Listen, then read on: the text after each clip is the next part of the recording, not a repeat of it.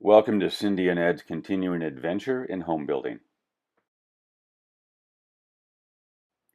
This update starts with a series of looks, 8 points on the compass if you will, around the site as it stood at the end of last week.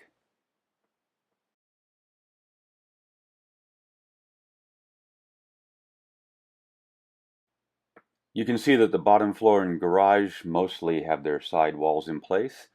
When you get a bit closer, you'll see that the joists are also there between the middle floor and the upper floor, plus the subflooring on top of those joists.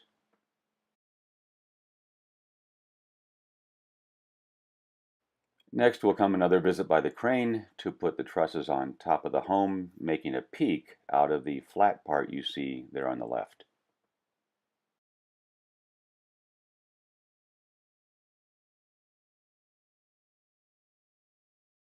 The space at the bottom of the photo is the master bedroom on the left with the master bath on the right side of that same space. The rectangle on the top of the photo shows the dining area on the left with the kitchen on the right. And just to the right of the kitchen area, you can see the double entrance if you knew what to look for. We'll have two front doors, one inside the other.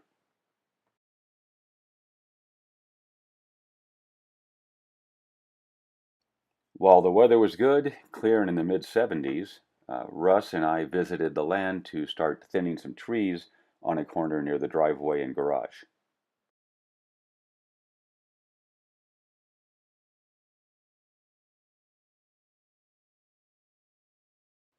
We're following what's called the Firewise standard as explained by our community's forester, which essentially means thinning out the ground so that there's no ladder fuel up into the bigger trees, and then pruning the lower branches off for exactly the same reason.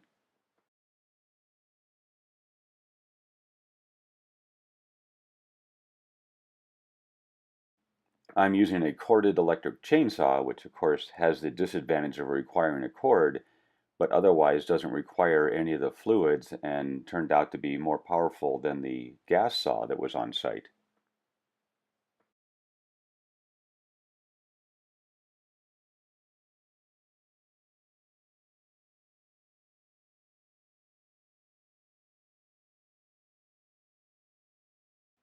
Russ and I would stop frequently to evaluate the trees, picking the healthiest ones and essentially making sure that they had room to grow while also not being as vulnerable to fire starting on the ground and reaching up into their crowns.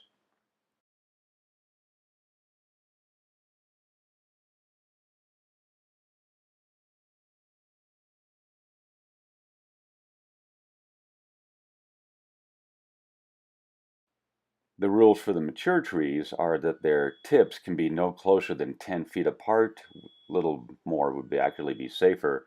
So we had to remove a couple that had grown in clusters.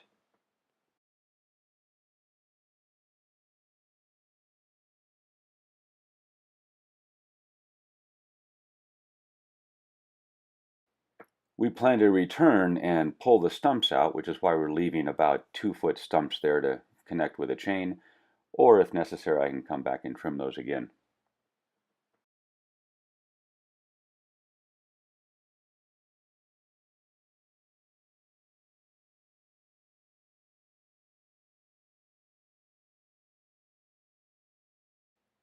We piled the results on an existing slash pile that's waiting for the chipper to come back and clean it out. That's it for now. More to follow.